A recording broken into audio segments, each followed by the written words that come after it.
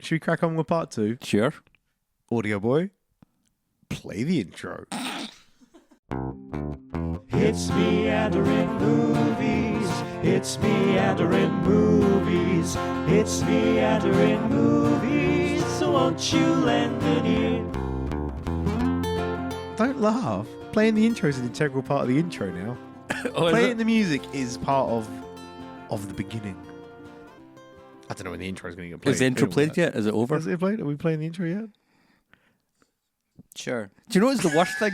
Is he'll do it whenever the fuck he wants. We have no control. It'll be halfway through this sentence. Yeah. We'll just be talking and then, it's meandering movies. And I'm just It's like, meandering movies. It's Right. meandering movies. Won't you Land come in along? there. Hello, ladies and gentlemen. Now Welcome. the intro starts playing. Hello, ladies and gentlemen. Welcome back to the Meandering Movie Podcast. Last week, we did our Marvel movie reviews from number 21 all the way up to number 10. No, 11. 11. Sorry.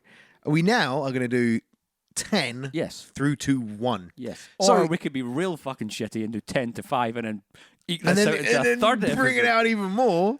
No, we won't, though. Nah. We're not that much dicks. We naughty, but not totally naughty.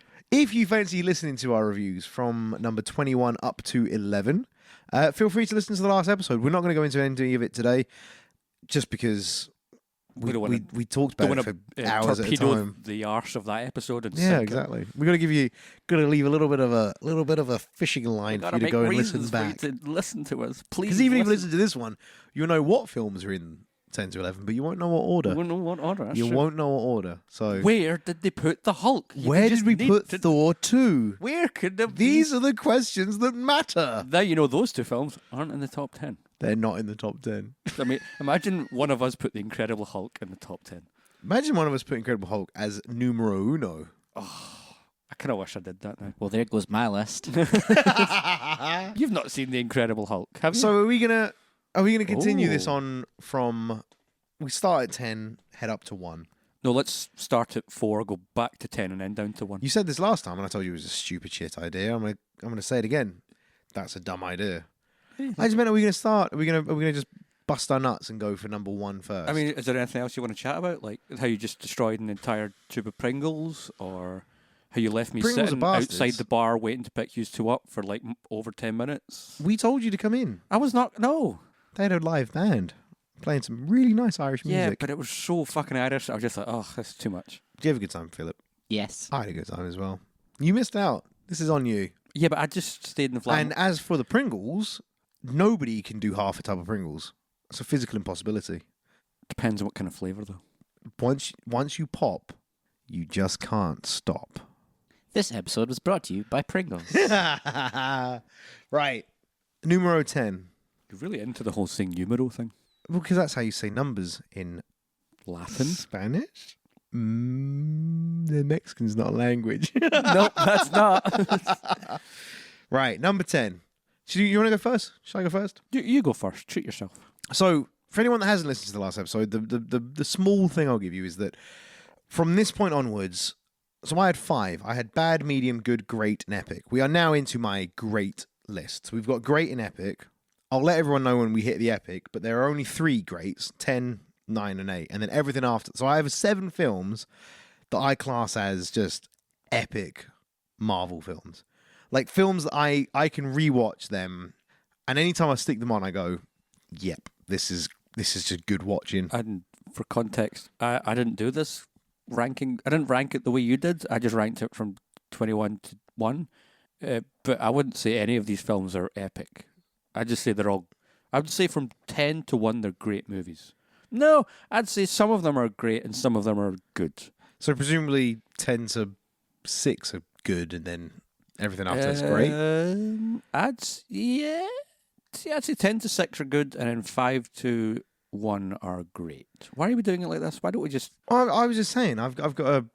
Well, do you know why? Because I have joy in my heart, and I can quite happily say that some films are epic. And I just have Whereas- an alcohol dependency problem and sadness. Yeah. Are we back to that? No, we're not. I feel like we went 2 weeks. Went 2 weeks where you didn't talk about your alcohol dependency, nor your sadness. And Yeah, but the statistical episodes were through the roof. And now we're back here. I also haven't People made clicking any off. lewd comments about... Not yet. and I won't. By the end of this episode, there shall be a boner joke. Now, what's really going to fry your noodle is would there have been a boner joke if I hadn't mentioned that? I mean, Matrix reference. I'm just going to say it right now.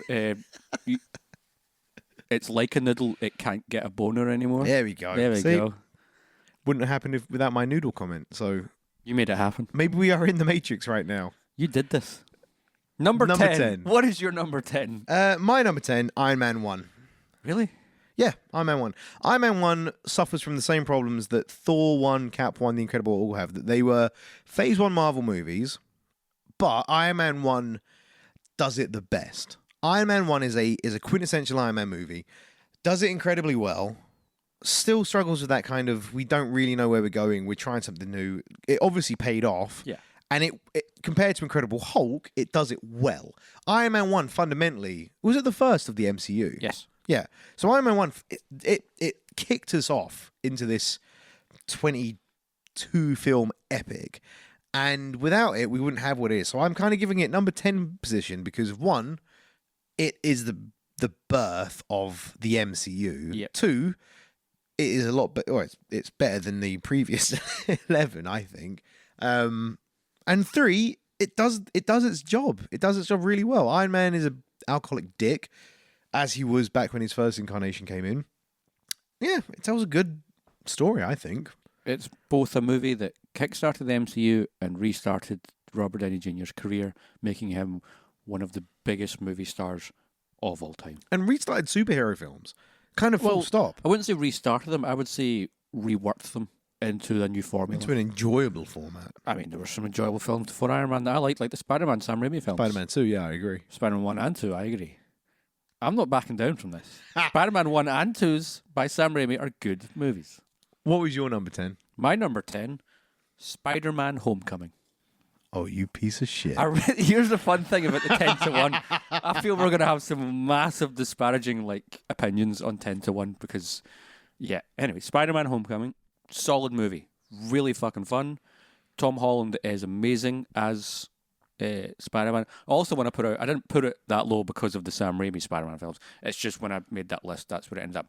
For me, the problem I always had with Spider-Man Homecoming, and I want to preface this again by saying, great movie, but tons of fun. Great film. Is all of the high school stuff bored me to tears because I don't give a shit about high school. I hated high school as a kid. I don't want to watch kids in high school do high school shit. I'm also sick of the same formulaic nonsense that is American high school movies. So all the high school stuff in Spider-Man Homecoming, I was just like, bleh, don't care. When he's Spider-Man, he's doing Spider-Man stuff, he's being Spider-Man, I'm like, boom, this is joyous. See, I disagree. What a shocker. Well, I love Spider-Man Homecoming. I think Spider-Man Homecoming, we'll find out where it is on my list. But Spider-Man Homecoming, I think is a great film. I think it does Spider-Man well. So do I. And here's well, in fact, I think it's an epic film. It's not. It's definitely not epic. And I have a soft spot in my heart because Spider-Man is my favorite Marvel superhero, like through and through. So when I was making this list, I kind of was going through it all, and Spider-Man kept getting bumped up. And then I was making my list, and I got to the point where I had to put Spider-Man in somewhere, and I thought, I remember watching that film in the cinema, loving it. I thought I enjoyed it all. I thought the high school stuff, great. Seeing him as a 15-year-old kid in Homecoming, I think so, yeah. he's young. He's real young. The proper origins of, like when Tobey Maguire was Spider-Man and he was at high school. He was a 32-year-old And man he was playing a a high schooler. 32-year-old man chasing the high school But that's more bus. just the problem of Hollywood than it. I anything agree. else. But everything about that Homecoming film I adored. I thought it had good amounts of comedy, great amounts of character building, great action sequences. It had the Iron Man father figure subplot going on. All the Iron Man, Spider-Man stuff, so good in that movie. So good. then, And that obviously it's continues on also to the stuff with Infinity John War. Favreau's Happy as well and his inclusion. And Marissa Tomei as Aunt May. It's just a great film. I honestly... I should have saved my boner love- joke for the Marissa Tomei joke. I love Homecoming. I think you'll find out where my Homecoming is.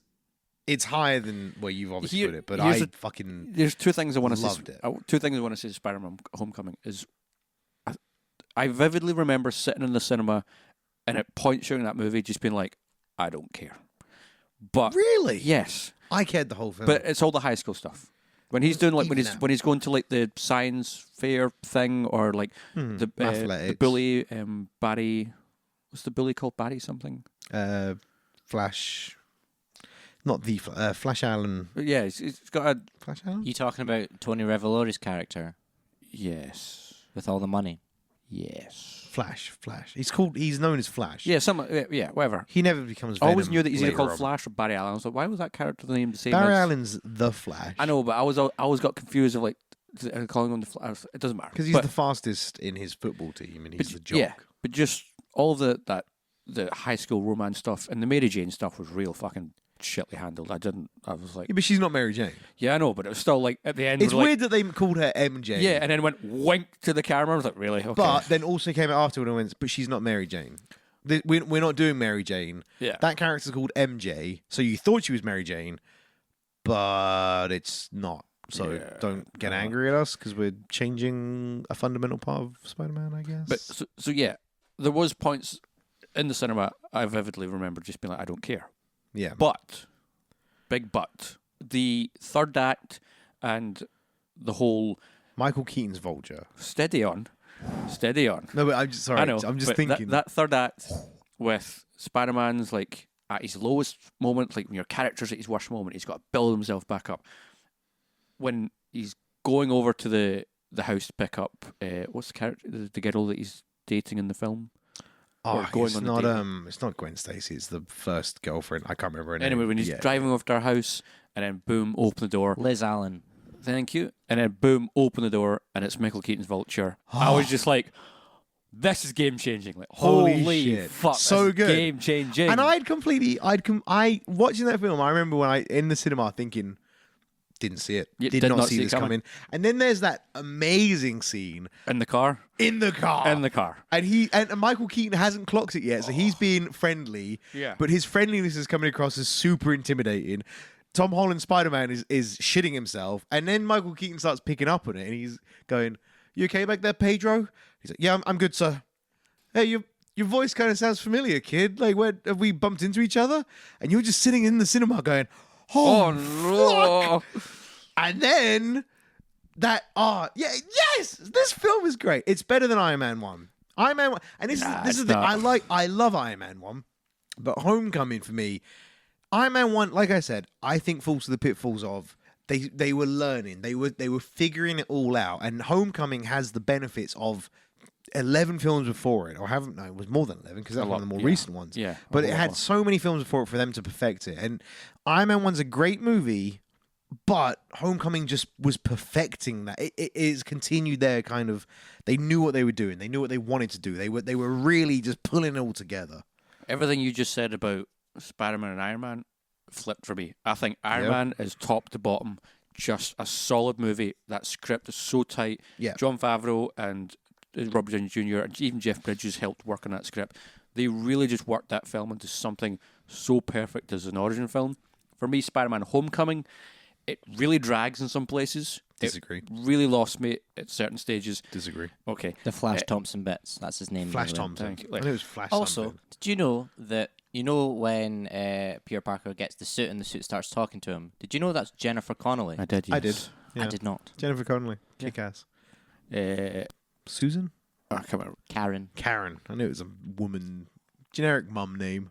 Yeah, I still really enjoy that film, and it's that final act, like that scene where like the Vulture's got him beat and he's crushed under all the rubble and stuff, and then he has Yeah. to like fight to get out, and then And then he's trying to save the Vulture, and because Yeah. he knows. I'm so glad they didn't kill him off or something, and if he's still around for Yeah. maybe Far From Home or something like that, he'll show up. I don't know, but or maybe he'll show up on Endgame. Oh, Doubt it. speculation. Hopefully, be awesome if he did it. Right, so that's our tens. Iron Man 1 for me, Homecoming for you. Yes. And you know what? I think fair points on both sides. Still in top 10. So number 9. Do you want to go first? I'll let you go first. My number 9 is Guardians of the Galaxy, The first one. the first one. My number 9 is Guardians of the Galaxy 2. Oh, that's very interesting. That's actually really That's quite interesting. fun. I like that. So, you go first.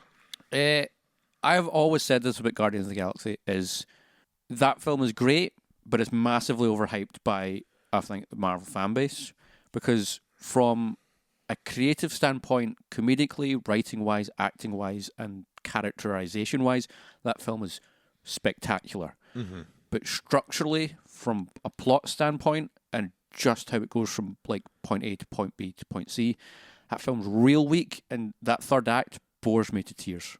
Like I've went back to watch that film, and every time I get to the third act with a big action scene and the city's being blown up and there, With Ronan the Destroyer. yeah, I'm just like, I could turn this off right now. I genuinely just like. So it's funny you say all that, because I'm Guardians of the Galaxy 2 characterization feels, I thought feels kind of forced.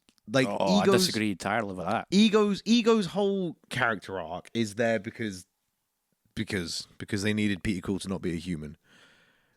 Okay. Fundamentally. And the jokes.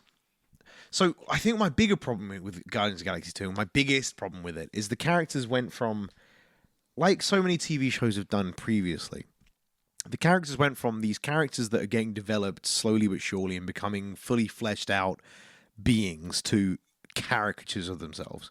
Drax, Guardians of the Galaxy 2, goes from being a simple warrior who wants to get his own back against Thanos, who has a family that got torn away from him and is distraught by it. Guardians of the Galaxy 2, idiot. Just dumb. He's not. Drax in Guardians of the Galaxy 2 is beyond stupid. He becomes this. In the first film, he is the warrior born, lost his family, and is missing on a few kind of key social things because he's from a warrior race. In the second film, like just an idiot, just the dumbest human. He's beyond interesting because he's now just the butt of a joke. He's lost everything that made him interesting in Guardians of the Galaxy 1 for just now, oh, Drax is stupid. That's the funny. There you go. And much like when we talked about Homecoming and Iron Man, Yeah. my opinions are flipped, which is I feel that for Guardians of the Galaxy, that film was so kind of Daredevil style. That doesn't make sense to use Daredevil, the word, and as an example. But that was like such a massive risk for Marvel because it was their first kind of venture out into a different area of the MCU. Yeah. And A real ballsy move. it was a real ballsy move. It was I can't remember the name. It was doesn't matter. That's my drag name, by the way. Ballsy move. Your ballsy. We didn't even do our names in our introduction. I had a great name for this. Fuck my life. Anyway, I was too excited. Too excited about the top I know 10. I had a great name. Anyway, I'll save it for another episode. Save it for the end. Sure. Hey, listeners, if you stick around to the end of the episode, you'll find out what Gavin's crazy name is this week. Anyway, for I feel for Guardians of the Galaxy, so James Gunn, I think, had to keep those characters in kind of line with what the MCU was, and couldn't get too kind of silly or adventurous because Marvel and Disney were probably just a wee bit worried that this film wasn't going to do as well as it did. Yeah. Whereas with Guardians of the Galaxy Volume 2, I feel everything that holds back the first one from truly being a great film doesn't hold back the second one because James Gunn was free to just structurally like go with that film how he wanted, characterization-wise go with that film how he wanted, and emotionally go to some really poignant and beautiful places. And which he did do in the first one, like the We Are Groot, that type of stuff. Mm-hmm. But in the second one, I really feel he was able to take it to places that was much more poignant and heartfelt and quite beautiful. And that brings me to Drax, which is I feel that Drax has some of the most wonderful moments in that film where you get a great insight into, yes, he's this big, dumb, kind of silly warrior, which is turned higher in decibel for the second one. Mm-hmm. But he's also, there's such a pure heart to him, and Mantis helps bring that out of him. And the kind of friendship between him is... Yeah, so is he's not lovely. a character now. Now he's a character that relies on a secondary character. I don't think he relies on secondary 100% character. relies on it. If you take Mantis out of that film, Drax is just an idiot. Drax is just a big, dumb, stupid. But you love to take elements out of films to try and change the element. But those elements make up what they are. They bolster one another. They improve one another. Yeah, but I disagree. I don't think so. Because I think what they were doing with Drax in the first film was making his character this heartfelt, family-stricken, hero that's war-torn, basically, or like a war-torn hero, to the second film where he's the butt of a joke, except, shit, now we need to bring in another character to make him not the butt of the joke. And Mantis is just useless in that film. Mantis only exists in that film so that they could give Drax more backstory. You take Mantis out of that film, the film continues on. But Mantis were there because she was with Ego. Yeah, but for what? Exposition and to make Drax more... I mean, it's a Marvel movie, so it's got to do it somehow. Yeah, but no. Guardians of the Galaxy 2 is a great film, but the stuff with Ego is the stuff with Ego is interesting, but it's just not as fundamentally interesting as I thought the first one was.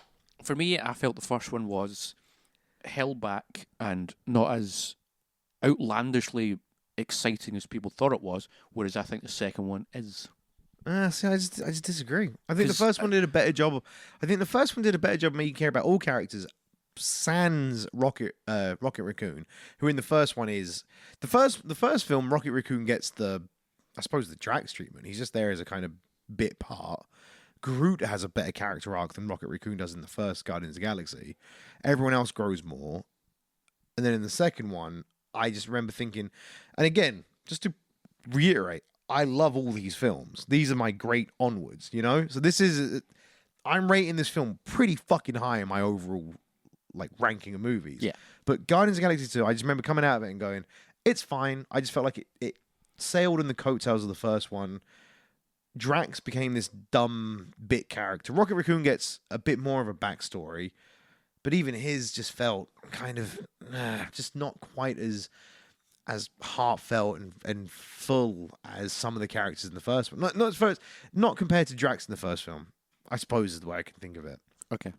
And then Star-Lord and Gamora, they have their ends in the second one. In the first one, they kind of grow together. Yeah, I don't know. I just think I liked Guardians 1 more than I like Guardians 2. It's fundamentally where I settle on that. I fundamentally liked Guardians. You're the opposite. Yeah. So that brings us, I suppose, to number 8. Would you like to go first this time? Number 8 for me was Cap 3 Civil War. Really? Yeah. I think, yeah.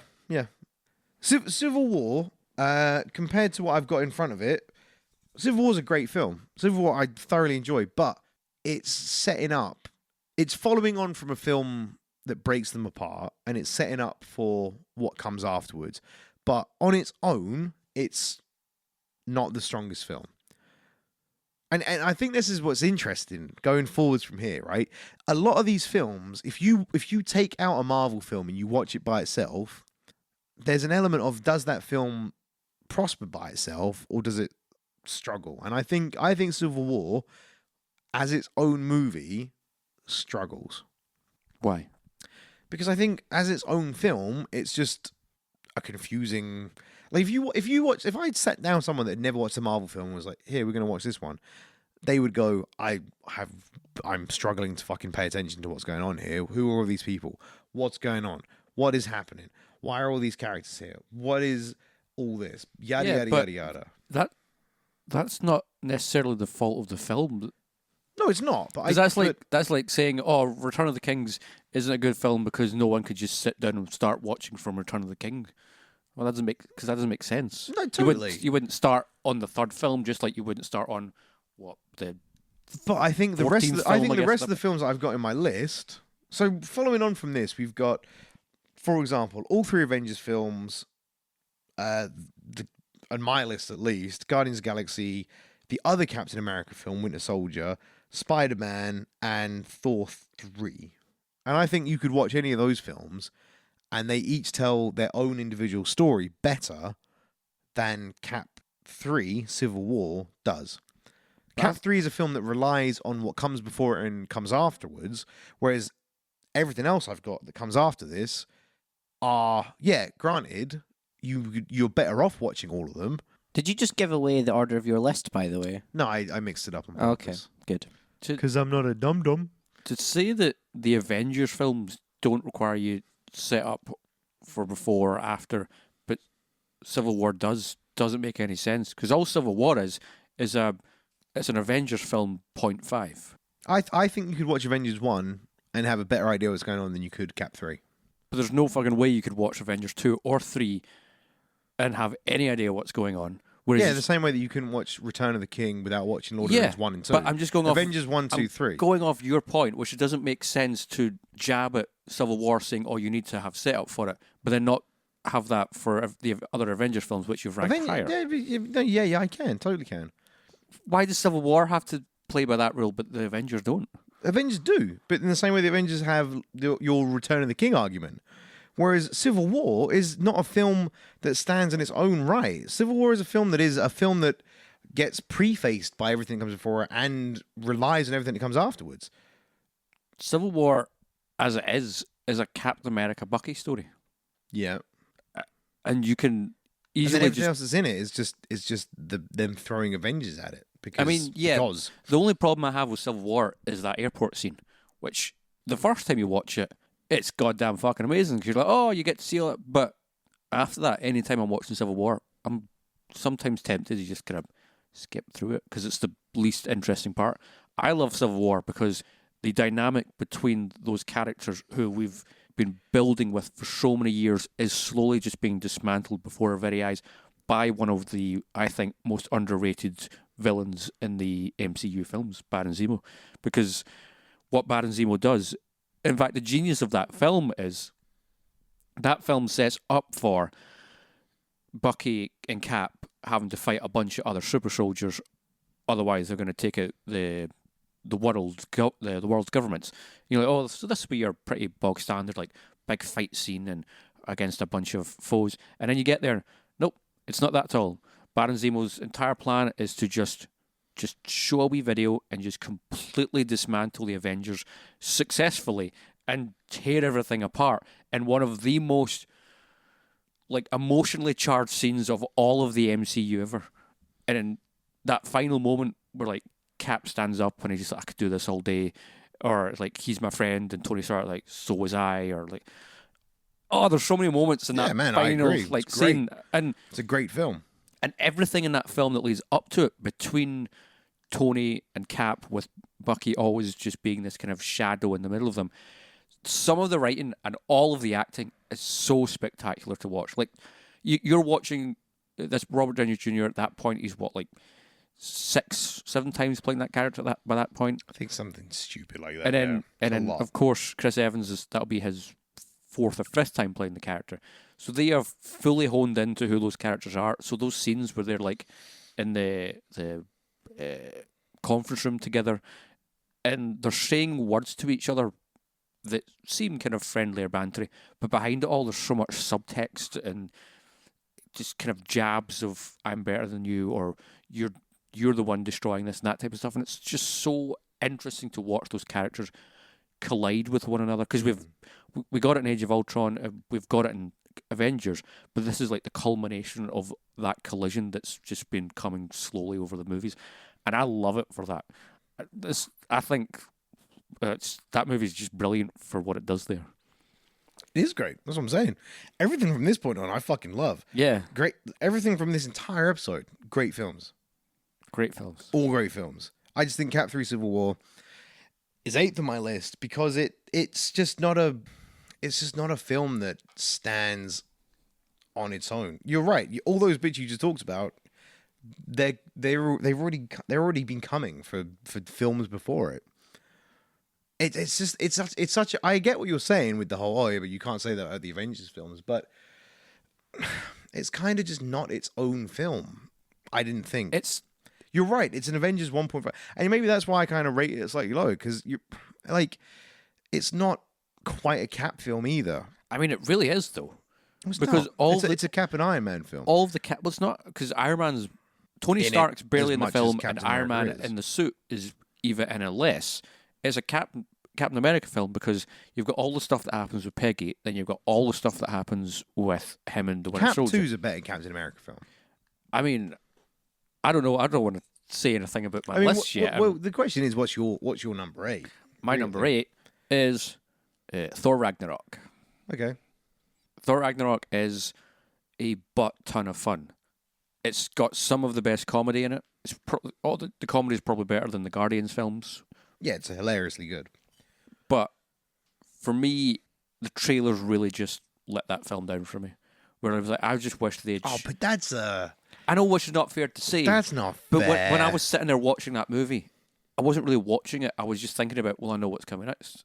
I don't know what's coming next. with one I don't know bit, what's coming. with No, with no, the no. Hulk. There's so many bits where I'm just like, Nah. I can see where this is about to go next, and see where this is about to go next. Oh, that Hella scene is about to come up, and blah blah blah, and it all just, I don't know.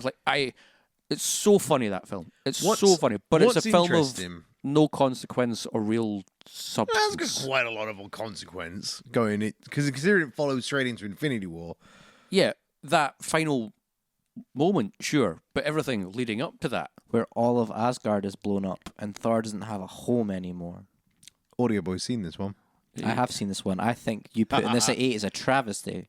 I mean, it's a funny film. It's a brilliantly funny film. I'm trying. Also, so, the whole Asgard blowing up thing. What's his name? Asgard over people. What? Yeah, exactly. The film itself says that it's not of any consequence because Asgard's where the people are. That was just a bunch of buildings. Hela that draws her housed power them. from Asgard, though. Huh? Hela draws her power from Asgard. But then, what happens if... don't Without just shrug getting- your shoulders at me. Okay. Hela also. Kate Blanchett had a blast doing that role, and she was a joy to watch. But again, it's just a film where I don't really care. Do not care whatsoever. I think that film's going to have more relevance after Endgame. I think. Essentially. Okay, but that doesn't do anything to my list now, and that's why it's at number 8. Okay. Maybe after Endgame, this list will get rejiggered around. But So, right now, and it's all it's right. the So eight. my Thor 3 is not actually too far off where you've put it, right? And I get why you've put it in number 8 because mine, like I said, mine's not far off. So we're kind of in the same ballpark with Thor 3. The other ones we're a bit more. There's a bit more disparity between them. quite a bit. I think compared to our 21 to 11 and our 10 to 1, there's much more disparity Yeah. between our 10 to 1 than there is in our 11 to But 2. I really enjoy Thor 3. I think Thor 3. I do as well. But this is where the whole conversation gets messy, right? Because in our top 10, and this is we probably could have done this before, but I think it's funny. Pre top 10, we can agree that a lot of those films are, as far as films go, okay. They're good. They're They're fun. good. You enjoy them, but you can quite happily place them Yeah. there. The top 10's a funny one because, like what I've just said about Cap 3, I have this weird. Like the more I think about it, the more you've said it, the more I think about it, I'm thinking you're actually right. My argument of Cap 3 doesn't feel like its own movie kind of means fuck all because you're right. None of the Avengers theoretically do, but I have this weird mindset where the Avengers at least are an Avengers trilogy. Because it says the Avengers in front of it. It's yeah. We're kind of in this horrible landmine of I'm rating films based on simultaneously based on them singularly, and Whereas and as part of them as like a giant epic. You my know? entire ranking is just purely based on the personal experiences I had watching those films. Yeah, And with Thor Ragnarok, my experience in watching that film was, this is so funny. This is such a blast to watch. I can't tell you how many times I've gone onto YouTube and just watched individual scenes from that movie because it's Taika so Waititi's Korg, yeah, best character, just like the compilation of Korg scenes. and it's like Jeff Goldblum, best character. And Best joke, my favorite joke in all of Thor Ragnarok. It's Jeff Goldblum bits, both of them. Two favorite jokes actually. The first one is when he goes, we're gonna have to punish you, and that woman goes to hand him the stick, and he's like, Yeah. no, whoa, that's the melty stick. No, that's why would you think that? Like, and then later on when he goes. He's like, we're going to get the prisoners back. She's like, yeah, we'll find the slave, sir. And he goes, whoa. No, I don't like that word, slave. No, Yeah. no. Oh, sorry, sir.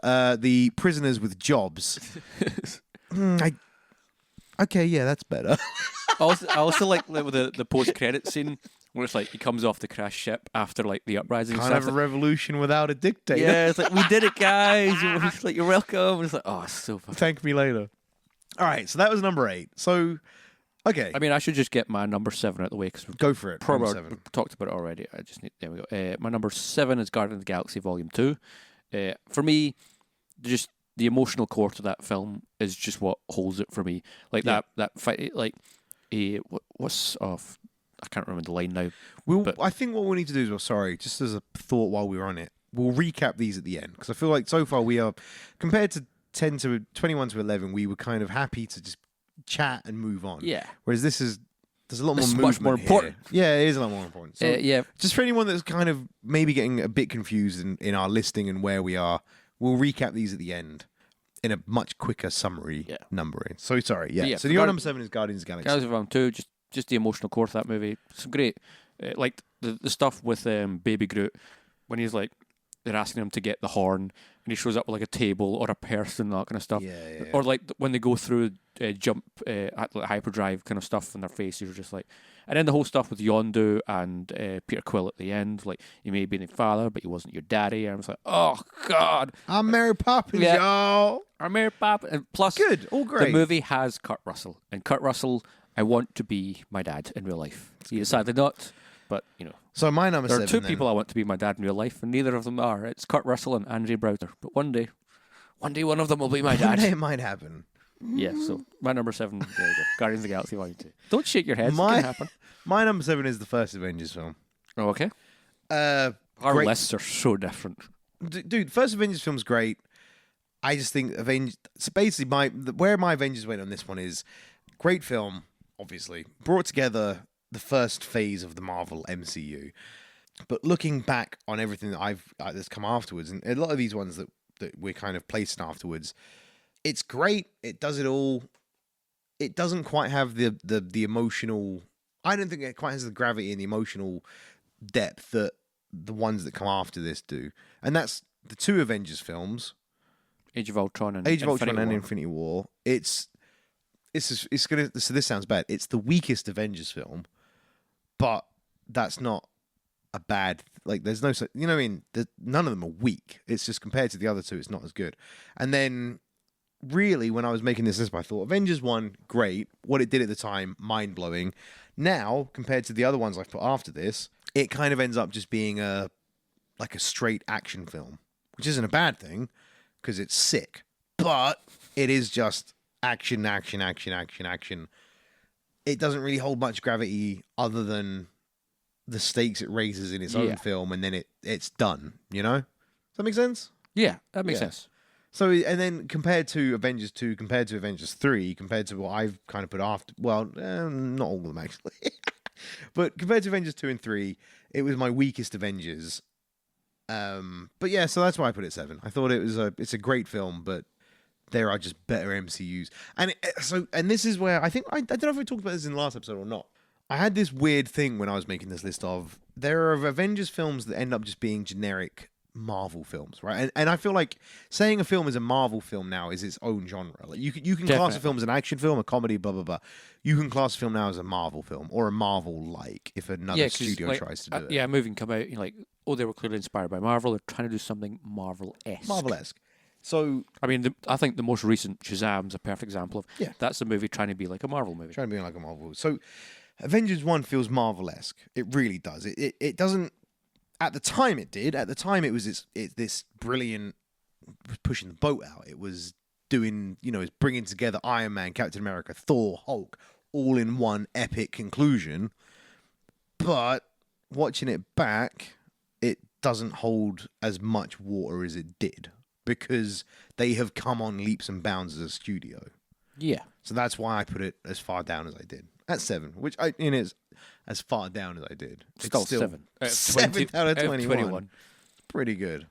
So that's my 7. You want to do your 6 or want to do my 6? My 6, yeah, I'll do mine first because mine, I don't know if we talked about yours yet. Mine was Thor 3. Okay. Pretty much what you said. I really enjoyed the comedy of it. Really enjoyed the comedy of it. Are you disgusted by where he's put it? Less so. Oh, okay. Too less so. Enjoy the comedy. I think good film. We're kind of into the realms of where Marvel are. Like I've just said, Marvel are trying to do things that aren't Marvel-esque. They're flexing. They're trying different things. Yeah. Taika Waititi. They're trying to do like genre type movies, which is why my Ant-Man, remember, was higher than you placed it, because Ant-Man, even though it's not a great film, was at least its own. We're doing a solid heist film movie, yeah. that's a Marvel film. Thor Ragnarok was like, we're just going. Taika Waititi's doing his Taika Waititi thing with a Marvel facelift on it, basically. And I just fucking loved it. I remember coming out of the cinema and going, that was great. That was funny as shit. I did watch it recently, and yeah, I was going to say I was going to disparage it there. No, 6. I think it's a solid 6. on my list. It's just a damn fun movie. It's a damn fun And film. I love It's so good. Taika Waititi's direction in that film, his writing in that film, like the amount of improvisation that occurred in that film. I struggle to believe that. I remember when that I came mean, out, and that everyone could be said, like it's a been PRE improvised. type thing of just like, oh, you know. Oh yeah, like they were all improvising. But like, let's be what honest- was it like?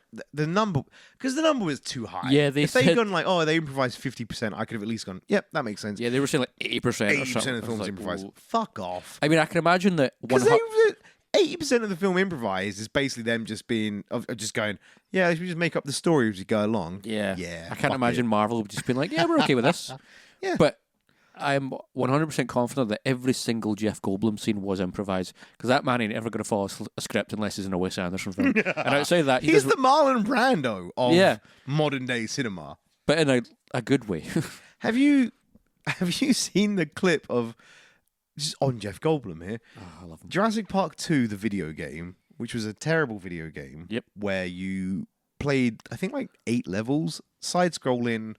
3 of them as boring fucking Jurassic Park hunters, and 5 of them as kick-ass dinosaurs. Wasn't there one where you played as like one of those wee compy dinosaurs from the second one, and it's like Jurassic Park 2. platforming? Yeah. Jurassic God, Park 2 game. the platform was so bad. It's in a that terrible one. game. So But bad. if you play through all of Jurassic Park 2, and there's so many caveats to this, you play through the whole game without turning it off because there's no save system. Yeah. There's a password system, but if you use the password system, you lose the bonus items, the collectibles.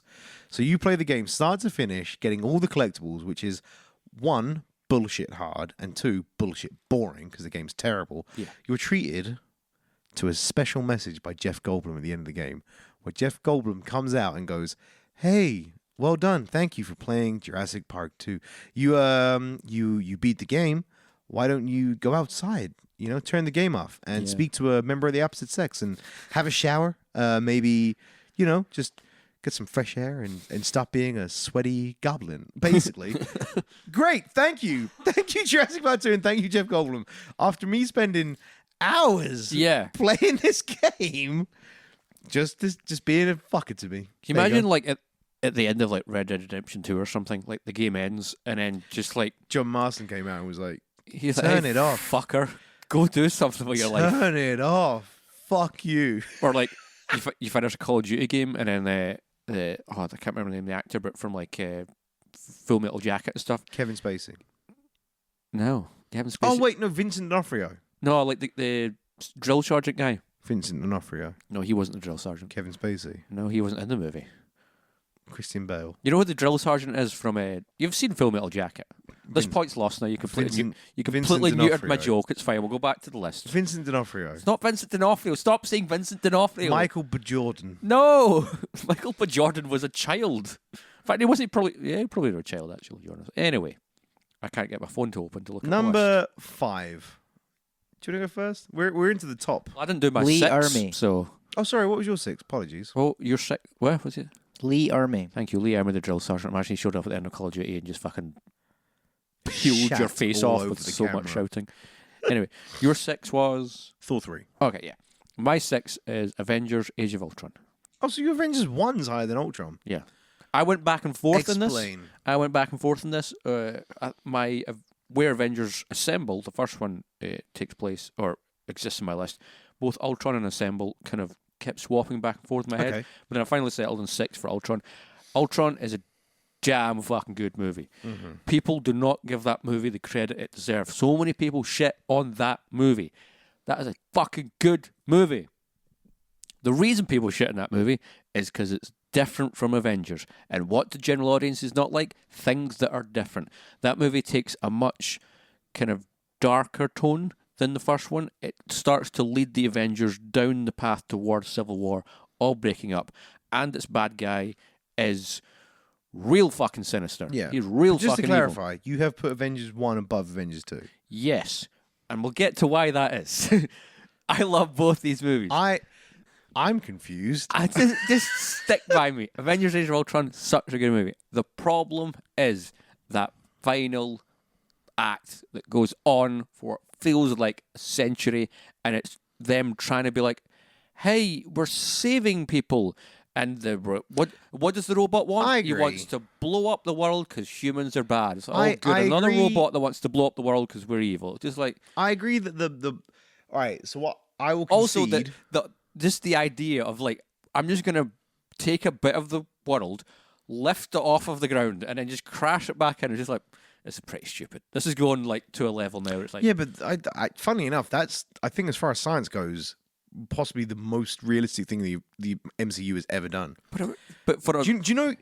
As far as meteors go, if a meteor hit us that is like the size of, I think like San Francisco, that's the world done. yeah, I'm not. I'm just saying that. So I'm saying was it the Serbian Serbia? Sokovia. Sokovia. Serbian. Yeah, because they just made up a place.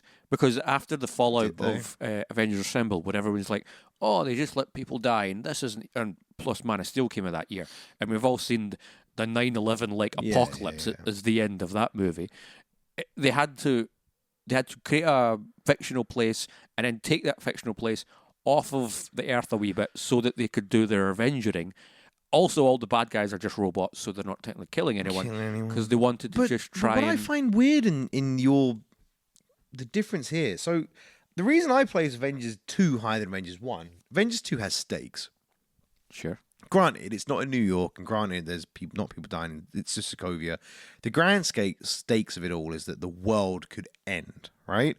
Totori coming in Avengers 1 is scary, but it feels small scale, whereas Avengers 2 feels a lot bigger. Well, they had to go bigger. Ultron obviously feels like a threat to the Genuine planet. threat. And thirdly, you're right, Avengers 2 goes darker in the sense that it kills. There is an actual. If you're going to try and say the resonance- death of Quicksilver was of any consequence, no one gave. No. But Two it shits. has more resonance than Avengers 1 does.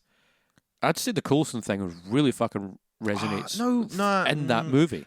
In the movie, fine, but they Sure. fucked it. Yeah, but then Quicksilver doesn't even resonate in the movie, let alone beyond that. So it's It does. It does more than Coulson. goes. But then this is. But think This is about no, it. wait. Black- Before we go into what- before we go into it, this is an interesting point. This isn't anything against either of us. This is an interesting point because Marvel are doing this thing where I would agree with you. If Coulson didn't have a fucking infinite spin-off TV show where he's kicking around, fucking happy as Larry, doesn't have a memory of the Avengers or whatever the fucking story is in Agent of S.H.I.E.L.D., I would agree with you. Avengers 1's death means more. But unfortunately, Marvel can't help themselves, and there is a fucking ongoing TV show where, to this day, Coulson is kicking about and apparently none of the Avengers fucking know about it or care. or care. Coulson's not ringing Tony Stark.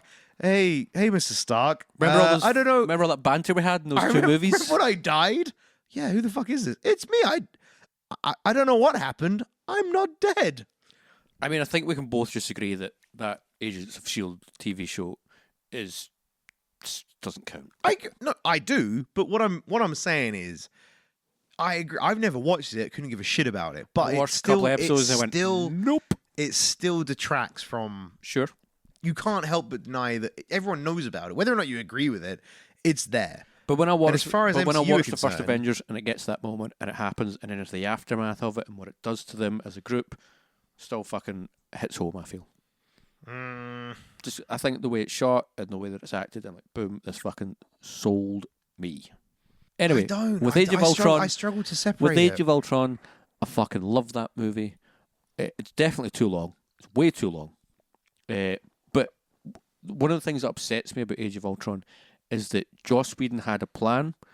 He was going forward with that plan. I think at that point he was still one of the arbiters of the kind of overall story that was going to be the larger MCU. Yeah. But then the way Marvel and Disney treated him in Age of Ultron is the Jon Favreau them, which is they were just like, we need it. here's what we want to Do do. it. And Joss Whedon's like, but I want to do this because I feel it's better for your characters and your story. And they went, no.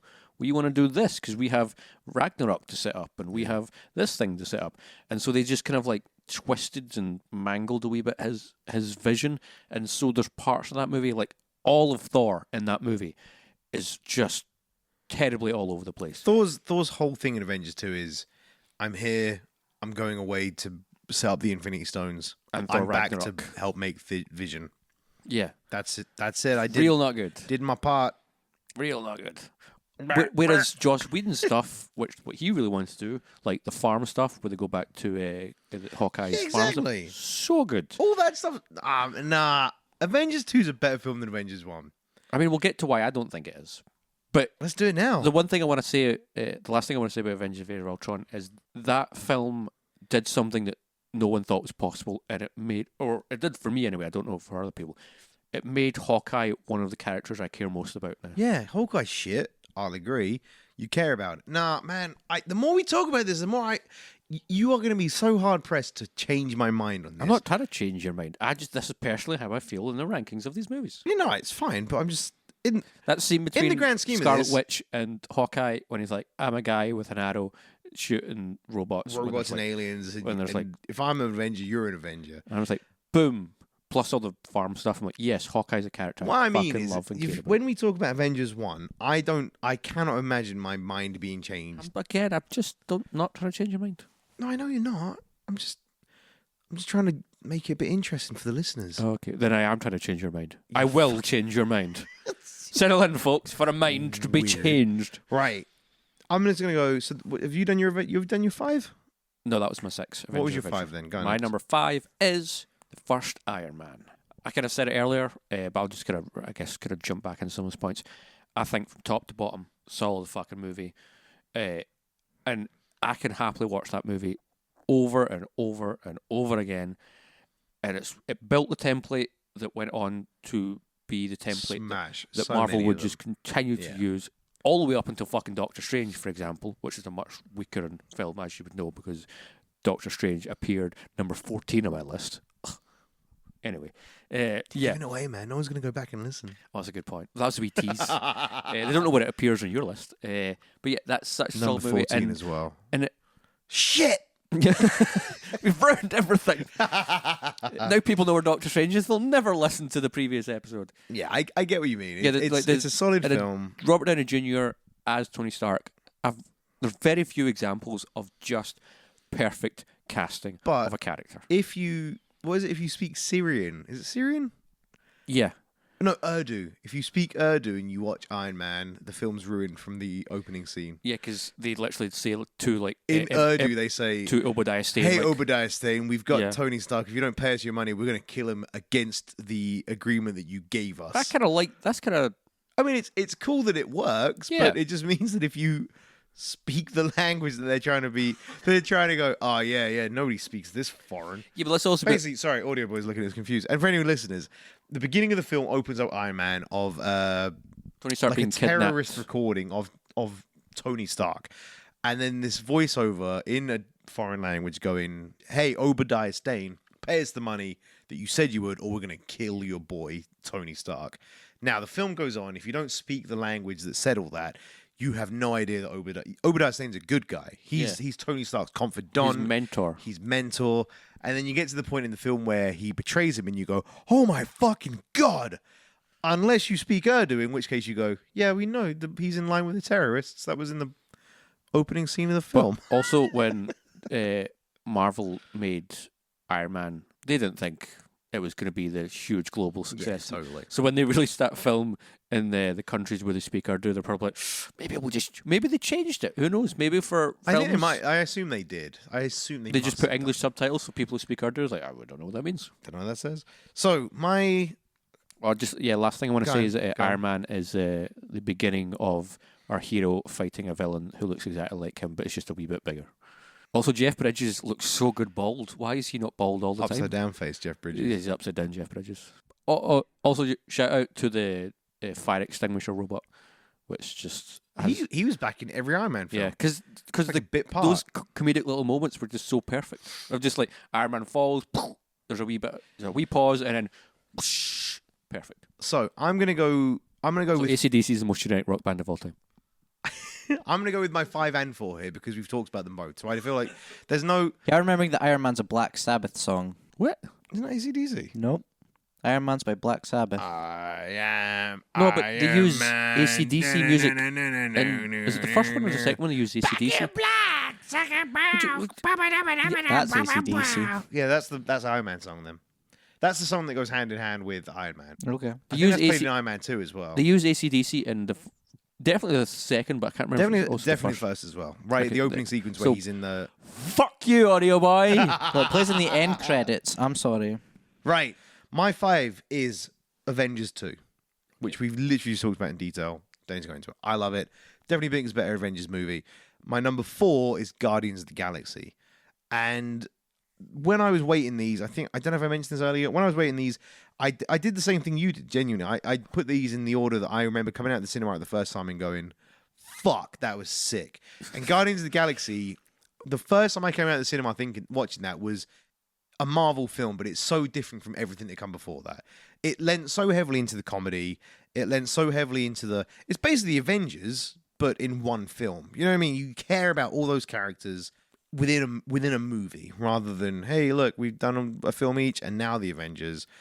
I just loved it. I loved the Guardians. I thought it was such a great movie in the first time it came out. It's colourful. It's funny. It's Yeah, exactly. fun. Colourful, good interest in everything. Chris So yeah, Pratt got jacked.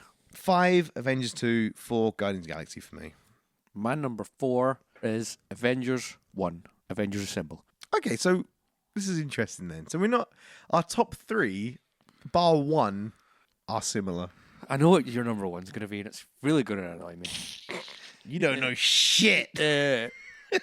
For Avengers Assemble, it was much like what Infinity War was, but not on a grand scale, which was a really big experiment that had 5 films. Was it 5 films that led into it, or 4 films that led into it? 4 films leading up to it. Thor, Incredible Hulk, Cap 1, Iron Man. Yeah. 4 Avengers, then Iron Man 2 kicks... No, sorry, Iron Man 2 before?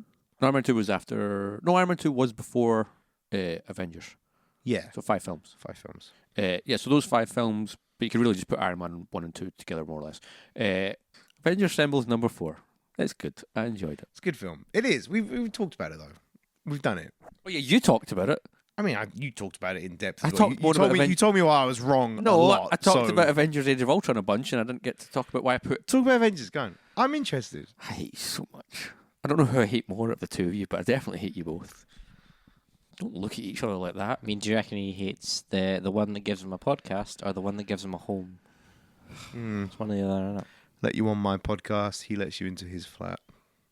I can't stress you how much I want to walk away right now. Oh my god! Go on. So the first Avengers for you. It is a great film. We can both agree on that. Why do you think it's so good? Why do you think it's better than the Avengers 2 at least? Because I think it's a better team movie than Ultron is. Because Ultron, yes, it's doing the thing of it's starting to split them apart and move towards the Civil War situation. But I feel the dynamic between the characters in the first one, with them coming together, is so much stronger and exciting to watch. Where they're trying to learn each other, like how to kind of communicate with each other and work as a team. And then that incredible moment that finally comes together, and I'm always angry. Boom, punches the big space worm thing, and then you've got that incredible shot that's just going to be synonymous in movie history for so long, of just them in a circle getting ready to fight a wormhole that's spitting out a bunch of alien monsters. That movie was an incredible experiment that absolutely paid off in how successful it was at the time and how strong that movie is for all those characters, including Black Widow. I'm sure Hawkeye doesn't get his dues in that movie, but he does later on. And Loki being back as the villain, so strong, so good, Solid villain. so enjoyable, so fucking enjoyable. Here's Gary Copeland ruining Avengers 1. For anyone that hasn't gone back and watched it semi-recently, watch Avengers 1. Great film. You'll enjoy it. Don't think about much of it. If you want to ruin it, anytime they talk to each other, just be aware that they don't have earpieces in. The whole film, they go in, Hawkeye, can you get these guys off my back? And it cuts to Hawkeye and he goes, yeah, of course I can, Cap. Neither of them have earpieces. Neither of them do. Every film after that, they all at least put their hand up to their ear like they've got, like they're trying to hear each other. Avengers 1, they're just speaking to the air and they can all hear each other and they're streets away, but somehow through magic they can all interact. It's so fun. Watch it with that in mind, and I promise you, you're going to come away and go, "Fucking hell, Gary, that's so annoying." Do you know what that makes me think of? Is that that great scene from Shazam where it's like the final thing. What? He's giving his big bad guy monologue. He's like, I'm going to crush you into dust and kill you. And it just cuts to Shazam, and he hears, yeah, what? Can't hear you. Say it. I can't hear you. Are you monologuing right now? It's like, I can just love that moment. Now I'm picturing that, but for the Avengers, where it's like Iron Man's just like, hey guys, we got some guys on like the street I need here. to back up and Captain America's 44th just- and 5th Street. And he just like runs in the opposite direction, just feeling like, oh, there's guys over here. I guess let's go this way. It would be even better. It would be Hawkeye then turning around and just firing all his arrows and going, I hope Cap didn't need me anywhere else because I just used all my arrows on that bag. I also love that moment of just like when they're finally getting ready to go to York for like the big moment, and like Iron Man's like grinding something on his helmet, and like Cap's getting the suit on, they're all getting ready, and then they get in the plane and they're flying off, and I was like, I feel like we're forgotten something. Nah, it's fine. And then they all start running. I was like, fuck. How am I supposed to communicate with anyone? And, like Iron Man like gets his mobile out, and he's just like, I don't know. I don't have Cap's number. I can't fucking WhatsApp message him. Wait a minute. Captain America doesn't have a mobile phone. He's from the fucking from the 40s. Fuck. Shit. Right. So Gary Copeland's recap of 10 to 4. My number 10 was Iron Man. Number 9, Guardians of the Galaxy 2. Number 8, Captain America 3, Civil War. Number 7 was Avengers 1. Number 6, Thor 3. Number 5, Avengers 2. And number 4, Guardians of the Galaxy. Good list, I think. Possibly the better list between the two of us. Well, that's just, I think you're a bit biased. Listen to your list and we'll Thinking decide about after biased. that. We'll just have My a- 10, Spider-Man Homecoming. My 9, Guardians of the Galaxy. My 8, Thor Ragnarok. My 7, Guardians of the Galaxy Volume 2. My 6, Avengers Age of Ultron. My 5, Iron Man. And my 4, Avengers Assemble, or Avengers 1, if you prefer. Yeah, we got 3, 2, So, 1. yeah, so anyone that's been listening and paying attention and maybe taking notes, because I assume people do that when they're. Oh yeah, listening they're to podcasts. definitely sitting there just like trying to calculate it in their minds. Like, how's this going Was to it work out? Beautiful Mind? Yeah. Someone with a big whiteboard going, that means Gavin and Gary have agreed on this many films. Number 3. Do we want to do this one at a time? I feel what I'm worried about is if we do this separately, we're going to lose the impact of the 3, 2, 1. So do you want to do your 3, 2, 1 and I do my 3, 2, 1? As your I'm thing? kind of thinking it might be a better shout. Well, I don't know. Can we do something? Because if you do 3, 2, then everyone's going to know what the 1 is. So Yeah. I'm kind of thinking we just do do your it three- one at a time. So you're doing. Shall I go first or do you want to go first? Flip a coin. Go back to the Sci-Fi I'll go Chronicles. first. I'm going to go first. I'm happy. Right. So if you've been listening to this so far, you'll know that my top 3 films are going to be Avengers 3, Homecoming, and Captain America 2, Winter Soldier. But the question is, what order do they place? And now, ladies and gentlemen, Philip, do the drum roll sound effect that we agreed upon. We have not agreed upon any such sound. Well, if there is one, now's the time to play it because my third is drumroll noise from Audio Boy. No, that's nice. That's rubbish. Audio Boy put one in. If not, it's Captain America 2 Winter Soldier. Great film. Great film. Love it. Phenomenally good movie. It does so much. Going back to my genre comments previously, it's a spy movie that has Marvel elements. It does everything. It does everything it does incredibly well, and yeah, I can go back to it time and time and time again. And you can. I know I've talked about it previously in tonight's episode, but you can watch Captain America 2 as its own movie. You do not need, which is rare for any Marvel film really, but you can pretty much watch Captain America 2 as a single serving. Standalone film. Pretty much. And it's phenomenal. It holds up. It's got great character development. The Bucky and Cap stuff is phenomenally good. The Captain America and Shield being overrun by, Captain America versus Shield. The movie Shield, also has Gary Shandling in it. I love Gary Shandling. Shield being overrun by Hydra. It just has got so much happening. And it's just so good. Great film. That elevator fight scene. Elevator fight scene. So many great scenes. Yeah. So many great scenes. I think we talked about that previously. The compartmentalization elements. It's just a great kind of theme to run throughout the movie. The sneaky, we're all shield. Hail Hydra stuff. Yeah. It's that senator. The senator that's being a dick to Iron Man Gary and Iron Man Shandling. 2. Gary Shindling. Is that his name? Shandling. Rest Whatever in his peace. name is. That guy turning out to be a fucking Hydra dickhead. Yeah. So satisfying. Just so, like and little elements of build up that pay off so nicely in that movie. Yeah. There is one thing that has always bothered me about that movie. Maybe you can explain it to me. Is there's a point where they kidnap a guy and put him on a roof and like, we're going to chuck you off this roof. Yeah. It's like, oh yeah, we'll keep tabs and all sorts of people like Stephen Strange and stuff. Oh And yeah, I'm like- yeah. And I'm like, why would they be keeping tabs on a neurologist? Well, all right. So I've had this friendly debate with Davey. That's what we should have called our podcast, Friendly Debate. Angry debate. I've Never had this get debate. angry? I've had this debate with Davey a couple of times. So in Doctor Strange, Daisy. I think there's a time jump in Doctor Strange. So at the beginning of the movie, he's Doctor Strange. He's kicking ass. He's being a super surgeon. He then gets a phone call in his car, which is a phone call, and in the phone call they say to him, "Hey, we need you to fix somebody's spine, some kind of test. What's the word I'm looking for? Test, military suit issue or military weaponry issue went wrong Mm-hmm. that broke his spine or done. Basically, you've got military something spine."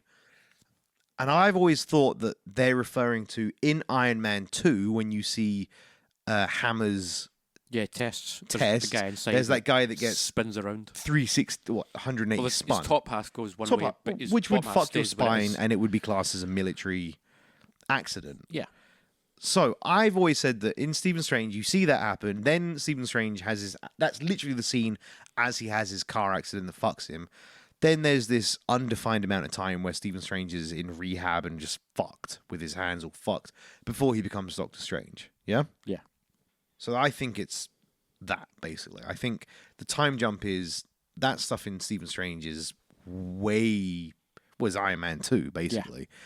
And then it time jumps and you don't know that, blah, blah, blah, blah, blah. But apparently I'm wrong on that. Davies told me a couple of times that doesn't work out timeline-wise. I mean, I like that explanation. I think it works. Timeline-wise, it probably doesn't work, but I like it. I mean, if there's a time jump, there's a time jump. In the comic, and the other reason I've always said is in the comics, Stephen Strange he took years upon years upon years to learn the magics of the universe.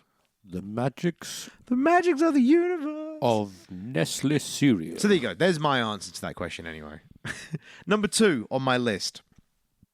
Just don't, Don't do it. shake your head. Just don't do it to It's me. my list, you piece of shit. I know, but you're going to shit on my list. I'll shit on your list. Number 2, Spider-Man Homecoming. Oh, thank God you didn't do it. How could I? I thought you were going to put that as number one. Spider-Man Homecoming. I fucking love it. Spider-Man has always been my boy. He's been my favorite Marvel hero since I was a kid. And I'm going to be hands up about this.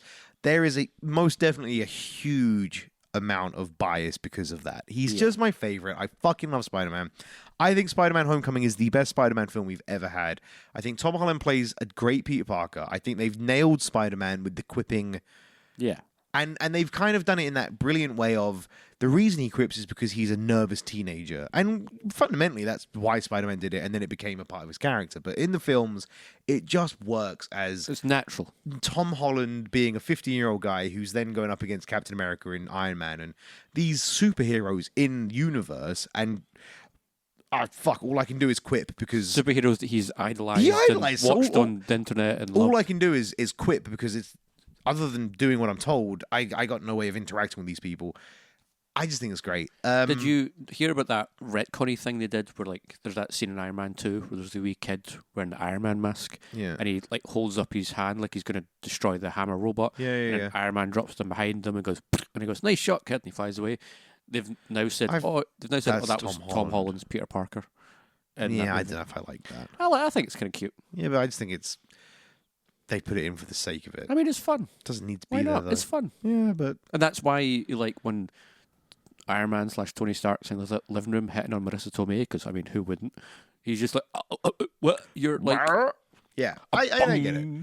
But yeah, I love Homecoming so much. I think everything we talked about previously, I rate so high. I think Michael Keaton's villain's incredible. I think Tom Holland with Michael Keaton, their chemistry is phenomenal. Yeah. I just think everything about that film. I love it. I love that movie. I love it so much. Was it his- Martin Strong's teacher?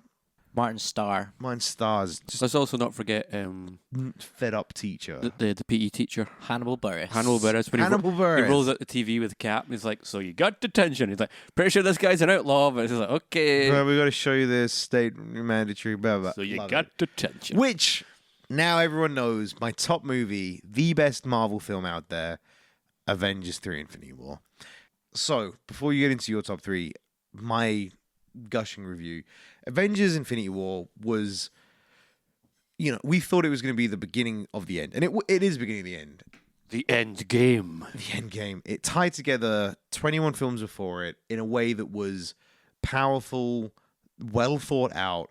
It managed to bring together how many different characters? All the Guardians, Spider-Man. 17,000. 102. Exactly. The number's stupid, but it brought all of these characters together. It brought back Red Skull. Brought back Red Skull, and in a way that none of them But felt... it was not Hugo Weaving. None of them felt rushed over, I thought. Granted, there are ones that have less weight than others, but all of them are there, and all of them have their moments, and all of them are pretty much necessary. Well, I wouldn't say necessary, but they're at least all there, and they kind of feel purposeful.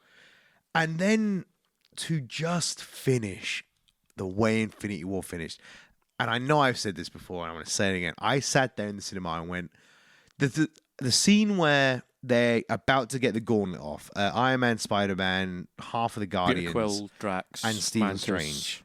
They're about to get the gauntlet off, and I went, all right, cool. So they'll get the gauntlet off, and the second half of the film will be there with Thanos getting it back. And then they don't, and Thanos gets the glove on. And I he went, fucking wrecks and he's shop. fucking pissed off. And I went, oh, fuck. All right, well, that's fine. The rest of the Avengers aren't there, so they'll have a bit where they all come together. And then the film continues on, and Thanos just fucks the rest of the Avengers and eventually clicks, and then they all just fade away. And then the credits rolled, and I went, what? Yeah. What? No, like that. Because I think there was the moment when it clicked, and I sat in the cinema and went, something like one of them all got a stone out at the last minute or something. That's There'll not be like a post-credit scene where everything's okay. well, or that's not the end. There's going to be another, like, I know the films are going to for So when ages at this Thanos point. uses the time stone, Or whatever I don't know what I because thought. initially they break the one in Vision's head. Yeah, whatever it was, I remember sitting in the cinema and thinking, that's not it though. And then it just fucking stopped, and my mouth hung open, and I looked at the 6 people I was with and went, what do I do? How do I react? What has just fucking happened on screen? And now I got to wait 2 fucking years. A year. Oh, Funny Feels world. like 2. feels like 2. That's because you had to sit through Ant-Man and the Wasp and Captain Marvel. Everything that Infinity War did was incredible, and I can't say anything more than it was just a phenomenal piece of cinema. It made you care. Everything about it is just spot on, and it subverted all views. I think of everyone. I think nobody genuinely thought they were going to fucking land it on Thanos wins for this film, granted, but we are finishing on that. So yeah, that's my top 3. And what a decent top 3 it is. I hope that listening to that, people can genuinely tell that my number 1, holy shit, like that's the most wanky, pretentious Gav type review you're gonna get out of me ever. And that wasn't even like 50% wank that I could have gone. Oh no, totally. I go full wank all the time. And now we're gonna go for Gavin's top 3. So strap in, folks. You set it up like it's going to be bad. No, it's just gonna be a lot of guff. And we're ready. Oh, it's going to be a lot of guff. You'll find out in next week's episode. Thank you so much for listening. Okay. No, I'm joking. Go. The episode never airs, never gets released. We just never We tell just anyone about skip. top 3. Next week we just talk about like Gav, Titanic or Gav, something. we're definitely gonna let you talk about your top 3 in next week's episode. All right, Trust cool. me, mate. It's all right. We get to like episode 21 and I'm like, so are we going to do it this week? He's like, aye, sure. Like episode 50. He's like, Next week, mate. Honestly, I've got it all prepared. I've got a fanfare noise on the computer. Just you wait. Just stick with us. Nah, go. Top 3. Number 3. Number 3 is Avengers Infinity War. Really? So after everything you just went through, I was like, well, No, go I'm for going to it. come in at number 3 on that one. Yeah, Avengers Infinity 3 is an absolutely astounding accomplishment of cinema that I don't think... I mean, maybe Endgame it will outdo it, but which is Well, very... clearly 2 other films have outdone it. Yeah. No, but that's not the point. Maybe just for once, no one interrupt me. No one fucking interrupted him when his top 3 was happening. We all sat in silence and listened. I get in 4 words and I get interrupted. Jesus Christ. I wasn't going to say anything, but Philip did it, and then I just joined in. I don't even want to do it. I just want to say my next 2 and then just shut up at this point. I have no enthusiasm left to talk. I'm interested. But number 3 is Avengers Infinity War. It's an astounding accomplishment of cinema. Well done to Marvel. Fun film. Anyway, number 2 is... No, come on. I feel bad now. Come on. I get it. I'm surprised. I genuinely thought Avengers Infinity War was going to be your number 1 there as well. When I came... I've seen Infinity War 3 times at this point. The first time I saw Infinity War, much of it, I was kind of like, this isn't working for me. This isn't doing it. Because I just felt... It was a film that stretched, that had to fairly, but stretched itself too thin to the point where those emotional moments that I was excited for just never really came. Plus, as you can guess by what my 1 and 2 are, I'm a big Captain America fan. I love Captain America in the MCU. So obviously he had a very minor involvement in that. He'll probably have a whole lot more to do in Endgame, which is another reason why I'm excited for that film. But his moment where he shows up in the train station in Edinburgh, goosebumps It's everything. sick. Goosebumps every fucking... Because his music hits kebab. and he comes out of the shadow. Oh, it's so fucking good. But there's just little moments where I'm just like, I wish they could have just touched a wee bit more on that, or I wish they could have done that. I think, weirdly though, my favourite moment overall for Infinity War is the moment between Thor and Rocket Raccoon, where Thor's just sitting there and he's just like, I've lost everything. I have nothing left. But I'm going to beat him.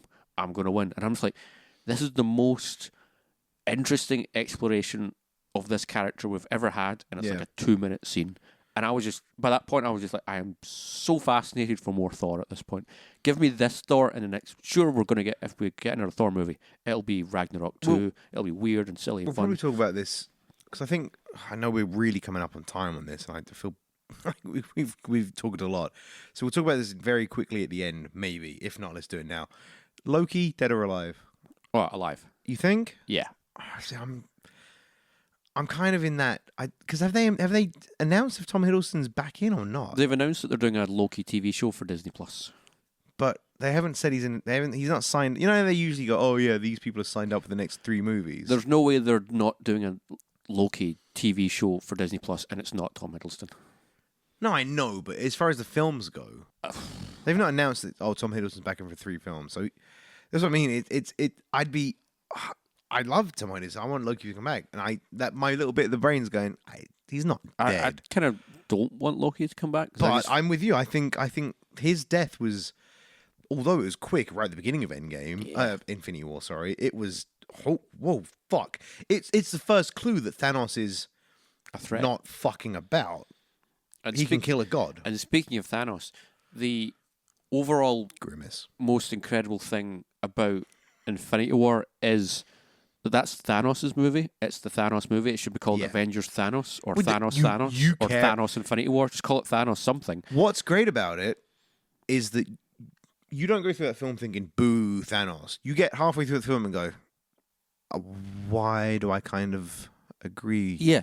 That's something I love. Which is there's points where Thanos is talking, he's making his point, and I'm thinking like, holy shit! Like this movie is making me side with a universal sociopath, like a man who wants to wipe out half the galaxy. But he's also making points. So I'm kind of like, Thanos. Yeah, Thanos does things where, I mean, the thing I just can't go over is Thanos was in 3 films before that as post-credit cameos, or as a bit. He was a tiny little bit. He had one scene in Guardians of the Galaxy. He had a tiny wee bit, and he was there as anyone that reads the comics would have been going, oh man, Thanos, that's bad news. And even to the point where in the first Thanos cameo, I think someone at the end of Avengers Assemble, somebody says, Thanos fighting the Avengers is to court death, and then you see Thanos and he goes, excellent.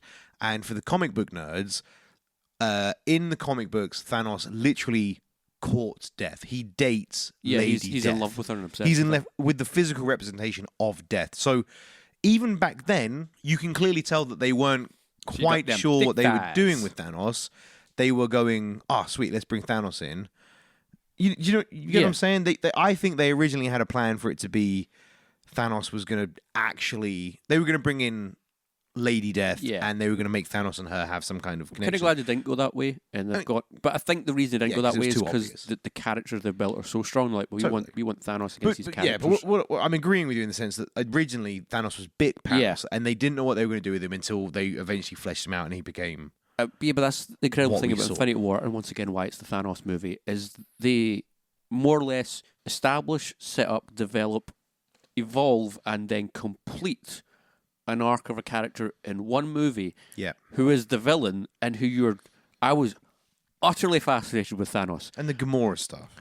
And the Gamora, like the scene where he has to throw it off, and then later on he's like, "What did you have to give up?" And he's like, "Everything." And he's got like a wee tear, and it's just like, "Oh my but god!" Before that, the bit where Gamora's going, "You're a fucking idiot because you need to give up something you love, and you don't love anything." And he just looks at her and goes, "Little one, you don't even know." Oh, holy! just like the Thanos shit in that movie is so fucking good. Just like good. I can't like It's amazing that it's not everyone's number one film, Gavin. Shut up.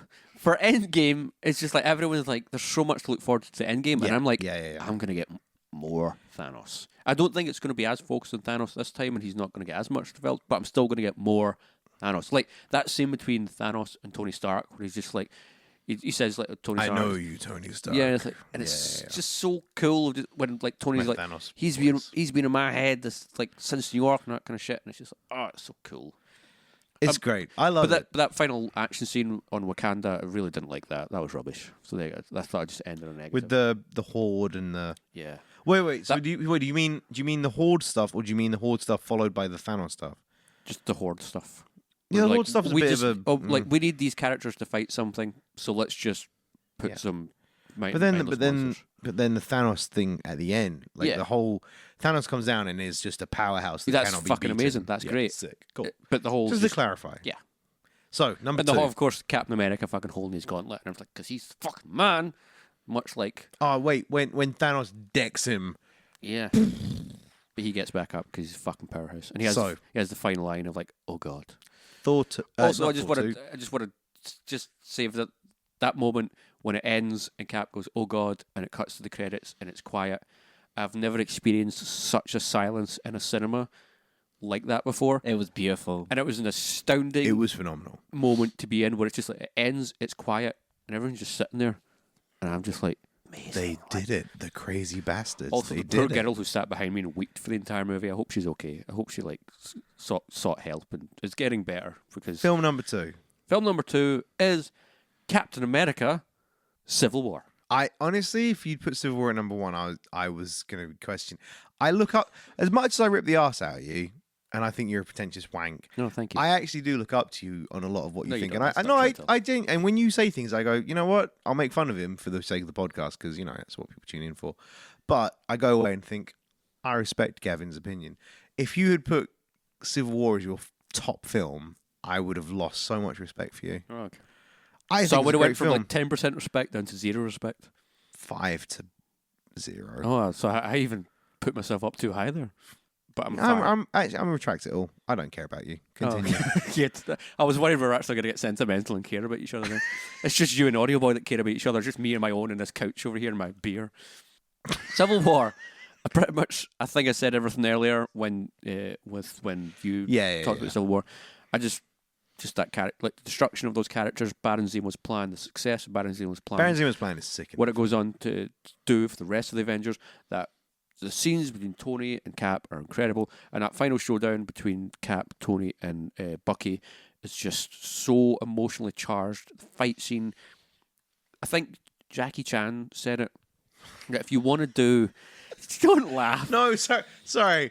I may be thrown off as much as he. I genuinely thought you were about to say, yeah, the bit with Jackie Chan, and I went, No, wait, what the fuck are you on I can't about? remember. There was I think it was Jackie Chan, but there's a great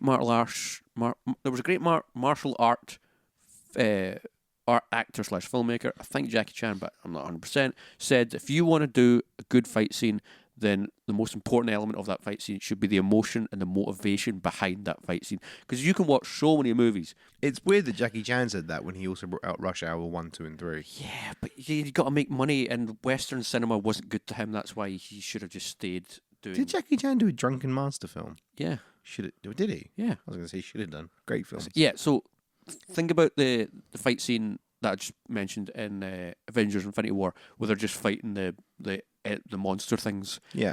That action scene with the fights just exists so those characters have something to do. Yeah. While the rest of the film's happening, there's no real care, investment, or emotional weight to it.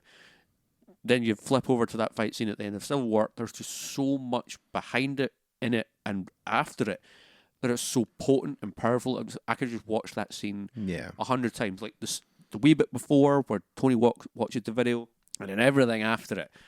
Oh, see, I'm with you, but I just think Infinity War's scene. I think Infinity War's them getting the gauntlet off and then Star-Lord biffing out. No, because for me, the film moves. I know what you mean. The moves at such a pace and has so much to do that it never gets to just stay in the moment and experience that moment. Whereas with Civil War, it stays in those moments and you experience those moments and it fucking hits you, those moments. So good. We can agree to disagree. And then my number one at this point, we all know, Bye-bye. it's Captain America, The Winter Soldier. Great film. I love Captain America. I feel that film is the best example of why that character is great, and it's such a great. I keep saying the word arc. I listened to the last episode. I noticed I kept saying the word arc, and I wanted to say it less, but I'm going to say it now. It's such a great arc for Captain America in that story, with the reintroduction of Bucky as the Winter Soldier. Spoilers Man, to everyone. You get no complaints. I'm with So you. good. The action, Cap 2 is the best Cap film. the action is Easy. astoundingly great, and it introduces Compartmentalizations. What? It introduces compartmentalizations. Compartmentalization. Sure, your favorite word apparently. I was going to can't say that. it brings in a character It's doing my nutting. that then creates both a broship and a trio of joy, which is the Falcon, Cap, and Bucky. The bit with Sharon Trio. Carter, where They're they're sitting in the in the VW car, bug. and then he He's like, walks out and he's "Move- like, "Guys, wait here for me." And then Can Falcon you and move Bucky your are in the seat car. forward? It's like, no. It's No. like, I hate you. Or like when they're It fighting. feels from Step Brothers that bit. Well, like those two are fighting Spider-Man in the airport, and it's just like they're just quipping back and forth, and of course all the stuff between Cap and Falcon and Winter Soldier is so good. He's like, on your left. He's like, on your left. He's like, stop doing that. Yeah. And it's such a great bond those characters have, and it's such a great kind of broship. It's like, oh, I love it so much, and I feel that Falcon could easily be a character who disappears into the background, but because of the connection he has with Cap and now the growing connection he has with Bucky, because those two have now also got a TV program on Disney Plus where it's the two of them buddying around, bumping uglies maybe, hopefully. They're it's such great characters. Also, Nick Fury's in Winter Soldier and has one of the most badass scenes in that fucking SUV where he just owns everyone. Yeah, And Robert Redford. great film. Everyone. loves you Robert. So yeah, you're not gonna get. my number one is The Winter Soldier. So there we go. So that was a mighty listing from the two of us. So the final thing we got to talk about, because if we don't talk about it now, we're not going to get a chance to talk about this before next week's episode, which will be our review post Endgame. Yeah, which is insane. Which will pretty much, I think next week is going to be the round up to this Marvel trilogy, and it'll be our review of Endgame. Yeah. So we talked about it kind of joking at the beginning of the last episode, but I want to know what are the actual genuine predictions? What do you think is actually going to happen and why? And what do you think the story beat's going to be for Endgame? Well, how about we just quickly both say how we want to end, and then we'll just jump into the wrap. End or what? Like what we want to happen. I think Doctor Strange in Infinity War was playing. You rewatch that film, he's got a plan. Everyone thinks it's at the moment when he looks at the 4 million futures. Yeah. Nah, I think the whole film, Stephen Strange is pulling punches, right? And that's because he has a huge overarching idea of what's about to happen and everything and blah blah blah. He has to be where he needs to be. So he already knew what the plan was pre everything. So we're gonna get a death, maybe a couple of deaths. Iron Man or Captain America is gonna be one of those deaths. Everyone that is dead, everyone that got snapped, is obviously in one of the stones, right? Sure. Presumably. Or they're just dust. I think they're in a stone. Like We don't know that for certain. We don't know if no. This is predictions. So Gamora's soul was in a stone. Yeah. That was that orange space at the end of Infinity Yeah. War. There's now going to be everyone that got snapped is in the stone. So they're going to Just hanging out, being they're buddies. hanging out, being ghosts, whatever. The stone's going to get broken, or they're going to go. I don't know. So there's so much to fucking unpack in Ant-Man 2. And I suppose we're talking about this from the end of Infinity War. Ant-Man 2, they talk about going down to the quantum realm can fuck with a time stream. So there's also going to be an element of time travel, I think. Captain Marvel's going to have something to do with... You're going to punch everything. something really hard. Yeah, so I don't know. I don't know what I think is going to fucking happen, but something's going to happen with the time because Ant-Man, they made that clear in Ant-Man and the Wasp. Going little fuck up with the time. So he's going to go back in time, maybe. And they're going to preempt everything in Avengers 2, Ultron. And Captain Marvel's going to go back in time with him and just fist Thanos. Okay. So you think Thanos will be dead by the end of Endgame? I think I've just hit it. They're going to get the Infinity Gauntlet that's all mangled and fucked. Because I think that's what happened at the end of Infinity War. Yeah. He snapped, it mangled the whole thing. They're going to take that back in time. That's going to create a paradox. They're going to fix it in the past, bring back everyone in the future, and time fuck Thanos. Time fuck Thanos. Well, for lack of a better explanation. And the end result of that will be... I don't fucking know. I'm so confused, even in my own theory. For me, they're going to go back. Do you agree on the time travel? Yeah, they're going back in time to, I think, around the events of Avengers when Thanos makes his first kind of big move on Earth, that being sending the T'Chari. T'Chari? Yeah, whatever. Doesn't matter. Chitauri. Whatever. And from there on, they're going to try and alter the events that led up to the point where he snapped his finger by just laying little things that they could then stop it from happening. Do you know what I would fucking love is if in this one they go back in time to wherever and then like Back to the Future 2, you know when Marty McFly's kicking around and he's like, oh shit, there's myself literally round the corner. Yeah. I better stay put, otherwise they're going to catch me.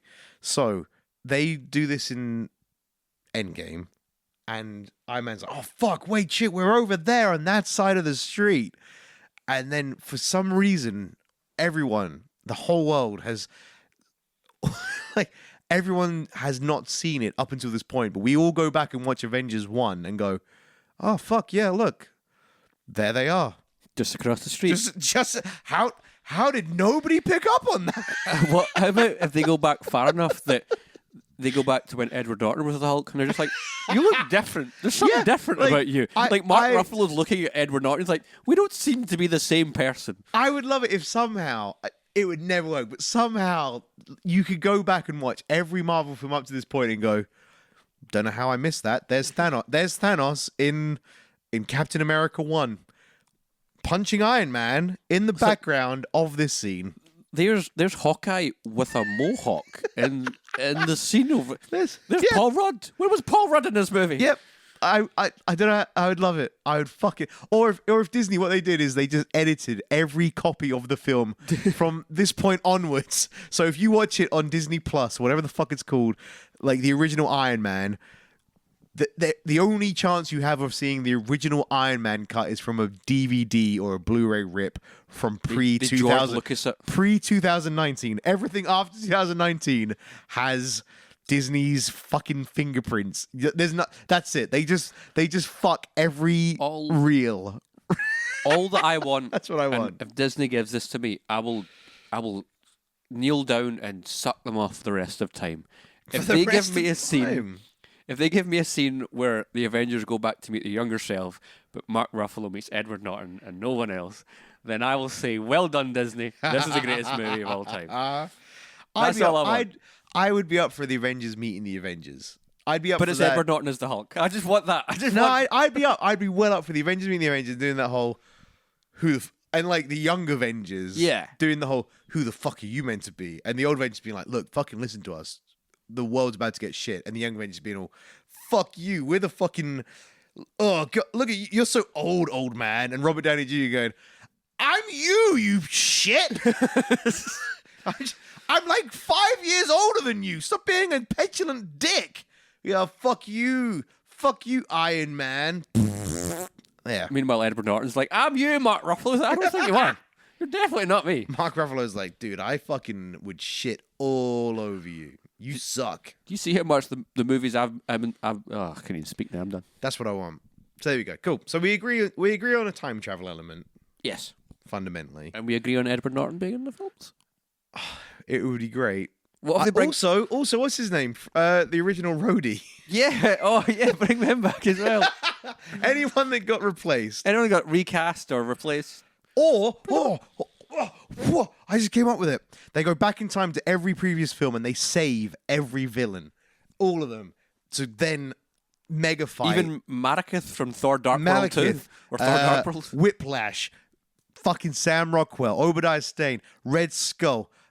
Name them all. The dude from Ant-Man. Abomination. Walton Goggins Yellow from Ant-Man Jacket, and the Wasp. Walton Goggins. And then they all go back to the real time.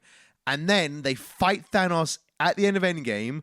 Every fucking Michael B. one. Jordan's back as Killmonger. Michael B. Jordan's everyone fights Thanos, and then Marvel doubles down and does a second snapping, so they beat Thanos, and that resets the timeline, and all the bad guys that shouldn't exist all go, Mr. Stark, we don't feel so good. We don't feel so good, Mr. Oh, Stark. Mr. Stark. And they all dust, and it's basically the exact same film, except villains. Or Tony Stark thinks all of his friends are dead, and then he walks into the shower, and then there's like all of them he thought were dead, and he's like, "What? No, that was a dream, Tony. You were asleep." He's like, "Hey!" And then everything goes back to the original Iron Man. Yeah, and he's just in a fever dream. Yeah, sweet. That was a reference to the 70s TV show Dallas, by the way. And which in the final season they just rewrote it so that it was all a dream, and that there was a guy in the shower. Right. Are we wrapping? Yep. All right, ladies and gentlemen, that's a pretty long episode, so thank you so much You're for sticking welcome. around to the end of that. We would normally do a review. We'd normally do a call out. I think let's just cut it. Let's just finish there, and we'll... Yeah. You know what to do. Let's just get to what everyone's been sitting into this episode waiting for, and that's my name. So let's just get to that, Gary. Round us out. I'm Gary Copeland. And I'm Velvet Thunder. For anyone who gets that reference, you're my friend. And Audio Boy was... That was me. Thank you so much for listening, guys. Thunder. Get prepared for Endgame. It's meandering movies. It's meandering movies. It's meandering movies. So